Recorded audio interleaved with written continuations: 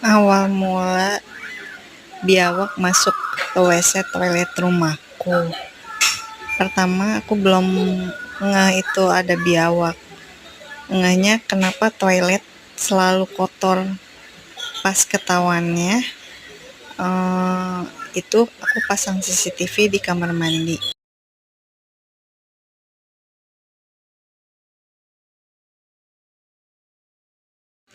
Lanjutannya, damkar menginfokan untuk supaya si itunya keluar, dipakein lap biar dia bisa keluar dari WC, baru tim damkar datang untuk mengambil si biawaknya. Dan hore, berhasil damkar ambil. Thanks Bapak Damkar Depok. Bravo.